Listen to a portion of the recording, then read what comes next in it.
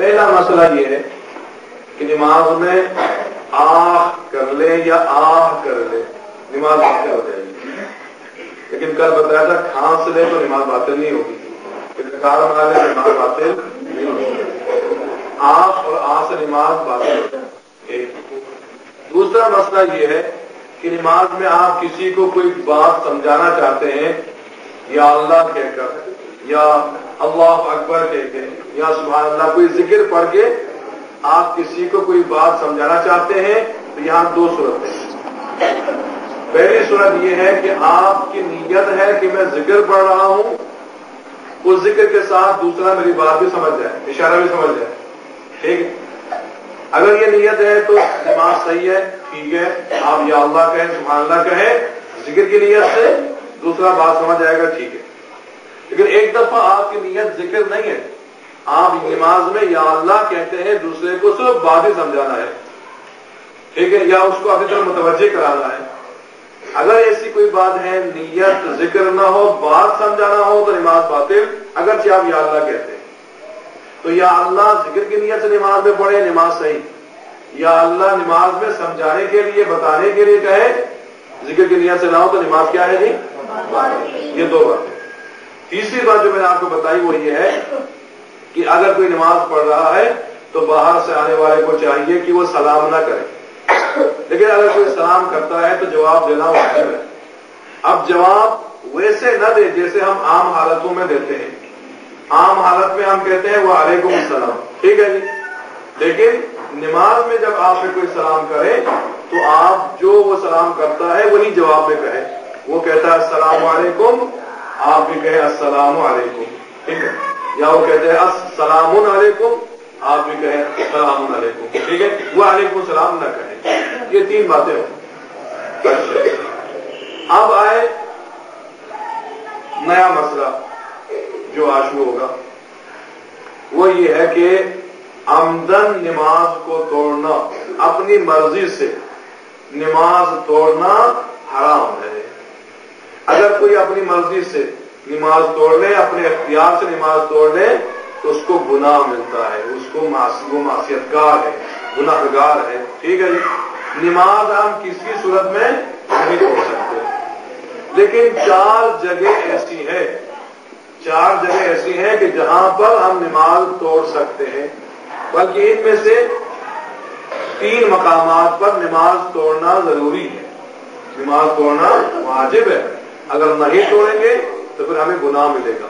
اور ایک مقام وہ ہے کہ جہاں پہ نماز توڑنا مستحب ہے، نہیں توڑیں گے کچھ نہیں ہوگا، نماز صحیح ہے، ٹھیک ہے۔ اچھا، نمبر 1، مال کی حفاظت کے لیے آپ نماز میں ہیں، سامنے آپ کا مال پڑا ہوا ہے، آپ کا سامان پڑا ہوا ہے، آپ نے دیکھا کوئی ڈاکو چور آ کے اس کو اٹھا کے لے کے جا رہا ہے، اگر آپ اس مال کو بچا سکتے ہیں تو نماز توڑ کے اس مال کو بچائیں، نماز کے دوران بچا سکتے ہیں تو نماز کو روک کے بچا لیں، پھر جہاں سے روکا وہاں شروع کر لیں، لیکن اگر نماز توڑے بغیر اس کو بچانا ممکن نہ ہو تو نماز توڑ کے اس کو بچا لیں، اس مال کی حفاظت کریں، ٹھیک ہے۔ اچھا، ایک دفعہ یہ ہے کہ اپنی جان کی حفاظت کے لیے آپ نماز پڑھ رہے ہیں، دیکھا کہ کوئی دشمن آ رہا ہے، آج کل جو دہشت گرد آ رہے ہیں نماز کے دوران ہی مسجدوں میں، امام بارگاہوں میں گولیاں مارتے ہیں یا بم مارتے ہیں، اگر آپ کو پتہ چل جائے نماز کے دوران کوئی دہشت گرد آیا، کوئی شیر آیا، کوئی دشمن آیا، تو آپ نماز توڑ کے اپنی جان بچا لیں، ٹھیک ہے، یا کسی کی جان بچانا مقصود ہو تو نماز توڑ کے کسی کی جان بچائیں، یعنی مال جان دونوں کی حفاظت کے لیے نماز توڑنا ضروری ہے، ٹھیک ہے جی۔ لیکن اگر مال بہت تھوڑا ہے، 5 روپے کی چیز ہے، 10 روپے کی چیز ہے، جس کی کوئی اہمیت نہیں ہے، اس کے لیے نماز توڑنا مکروہ ہے، گناہ وہاں پر بھی نہیں ہے۔ تھوڑے مال کے لیے نماز توڑنا مکروہ ہے، اور اگر مال زیادہ ہو، قیمتی ہو، تو وہاں پہ مال بچانے کے لیے نماز توڑنا ضروری ہے، واجب ہے۔ نمبر 1، یہ پہلی جگہ۔ دوسری جگہ یہ ہے کہ آپ نے کسی سے قرض لیا ہے، قرضہ لیا ہوا ہے، اور اس قرض لینے والے نے، جس سے آپ نے قرض لیا ہے، اس نے ایک دن مقرر کیا ہے کہ اس دن آپ نے مجھے قرض واپس کرنا ہے، ٹھیک ہے، 1 ہفتے کی مدت ہے، 1 مہینے کی مدت ہے، سال کی ہے، اب جب وہ وقت آتا ہے تو قرض لینے والا آپ کے پاس آتا ہے، بھائی میرے قرض دو. اب آپ نماز پڑھ رہے ہیں، قرض لینے والا آتا ہے اور اپنا پیسہ مانگتا ہے. یہاں دو صورتیں ہیں. پہلی صورت یہ ہے کہ نماز کا وقت اگر بہت ہے، ٹھیک ہے، 2 گھنٹے ہے، 3 گھنٹے، 1 گھنٹہ ہے، تو آپ کو چاہیے کہ یا تو نماز کے دوران آپ کی جیب میں ہے تو نکال کے دے دے، گن کے دے دے، نماز روک لے، پیسے گن کے اس کو دے دے، جہاں سے روکا ہے بعد میں آنا شروع کرے. یہ ایک صورت ہو سکتی ہے. لیکن اگر آپ کی جیب میں نہیں کہ دکان میں ہے یا گھر میں ہے، نماز توڑے بغیر آپ نہیں لے سکتے، تو آپ چابی کھول کے آپ لینا ہے تو وہاں پہ آپ نماز توڑ کے قرض ادا کریں، اس کے بعد آ کے نماز نئے سرے سے شروع کریں. چلو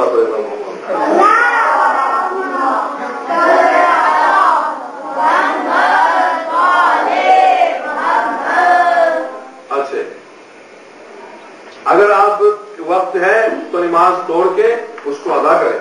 اگر وقت نہیں ہے، دوسری صورت ٹائم نہیں ہے، نماز کا وقت جا رہا ہے، تو آپ نماز پہلے ادا کریں، اس کے بعد جا کے آپ اس کو قرض دے لیں. یہ 2 جگہ، ان دونوں جگہوں پر نماز توڑنا ضروری ہے. تیسری جگہ جہاں پہ نماز توڑنا ضروری ہے، یہاں پہ بھی 2 صورتیں ہیں. وہ تیسری جگہ یہ ہے کہ آپ نماز پڑھ رہے تھے مسجد میں، آپ نے نماز کے دوران ہی دیکھا کہ مسجد میں ایک جگہ نجس ہے، مسجد کے صف نجس ہے، مسجد کا فرش نجس ہے، ٹھیک ہے، قالین نجس ہے، تو آپ نے دیکھا مسجد نجس ہے. اگر یہاں بھی 2 صورتیں، نماز کا ٹائم زیادہ ہے، نماز کے لیے وقت ہے، تو آپ نماز کو توڑ دیں، مسجد کو پاک کریں. ایک دفعہ ممکن ہے کہ نماز کے دوران ہی آپ اس جگہ کو پاک کر سکتے ہیں، پانی بالکل قریب ہے، تو آپ نماز کو روک کے اس جگہ کو پاک کر لیں، اس کے بعد نماز جہاں سے جو روکا ہے وہیں سے بھی شروع کریں. یہ ہو سکتا ہے تو یہ کریں. اگر یہ نہیں ہو سکتا، نماز توڑے بغیر مسجد کو ہم صاف پاک نہیں کر سکتے، تو نماز توڑ دیں، توڑنے کے بعد مسجد کو پاک کریں، پھر نئے سرے سے نماز پڑھیں. لیکن اگر وقت تنگ ہے تو یہاں پر بھی نماز نہ توڑیں، بلکہ نماز پڑھ لیں، بعد میں مسجد کو پاک کر لیں. یہ 3 جگہ ہیں جہاں پہ نماز توڑنا واجب ہے. اگر کوئی نماز نہیں توڑتا تو وہ گناہگار ہے، ٹھیک ہے، اس کو گناہ ملے گا، لیکن اس کی نماز باطل نہیں ہوگی، نماز صحیح ہوگی، لیکن نماز نہ توڑنے کا گناہ اس کو ملے گا. یہ 3 جگہ. اور 4تھی جگہ وہ ہے جہاں پہ نماز توڑنا واجب نہیں ہے بلکہ مستحب ہے. توڑیں گے تو آپ کو ثواب ملے گا، نہیں توڑیں گے ثواب نہیں ملے گا. وہ کون سی جگہ ہے؟ آپ نے نماز شروع کی، نماز شروع کر کے الحمد پڑھی، سورہ بھی پڑھا، ابھی رکوع میں جانا ہی چاہتے تھے، رکوع میں جانے سے پہلے یا مکمل جھکنے سے پہلے آپ کو یاد آیا کہ میں نے آذان نہیں پڑھی یا اقامت نہیں پڑھی یا دونوں نہیں پڑھی، تو یہ صورت ہو کہ آپ کو چاہیے کہ نماز توڑ لے، رکوع سے پہلے نماز توڑ لے، آذان و اقامت کہے، اس کے بعد نماز دوبارہ شروع کر لے. لیکن اگر آپ نے رکوع کر لیا ہے، رکوع میں آپ جھک گئے ہیں یا رکوع کر کے دوسری رکعت میں ہے یا سجدے میں ہے، تو وہاں پہ نماز نہیں توڑ سکتے.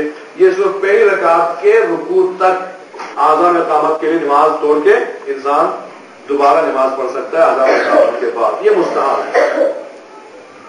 یہ نماز کے مسائل تقریباً یہاں سے ایک حد تک ختم ہو. اب ہے شکیات نماز. نماز میں آپ کو شک ہوتا ہے کہ کیا کیا کیا نہیں کیا، یہ پڑھا کہ نہیں پڑھا، کتنی رکعت ہے، پہلی ہے کہ دوسری ہے، تیسری ہے کہ چوتھی ہے، ٹھیک ہے. اچھا، تو ان جو شک نماز میں ہوتا ہے کل تقریباً 23 شک ہے، 23 ہے، ٹھیک ہے، 20 اور 3 23 شک ہے، شکیات ہے. ان میں سے کچھ وہ ہے جو نماز کو باطل کرتے ہیں، ان میں سے کچھ وہ ہے کہ جن کا کوئی اعتبار نہیں ہے، ہو جائے تو ہو جائے، نماز جاری رکھتے ہیں. اور ان میں سے کچھ وہ ہے کہ جو صحیح ہے، ان کے مطابق ہمیں اس شک کے مطابق چلنا پڑے گا. اب وہ شک جو نماز کو باطل کرتے ہیں وہ 8 ہے، ٹھیک ہے. نماز کو باطل کرنے والے شک کتنے ہیں جی؟ 8. اور وہ جو نماز میں اس کا کوئی اعتبار نہیں ہے، اس کی پرواہ نہیں کریں گے، وہ 6 ہے، ٹھیک ہے. اور وہ شک جو صحیح ہے اس کے مطابق چلنا پڑے گا، وہ ہے 9. اب 8، 6 اور 9 اگر ان کو جمع کریں گے تو بن جاتے ہیں 23، ٹھیک ہے جی.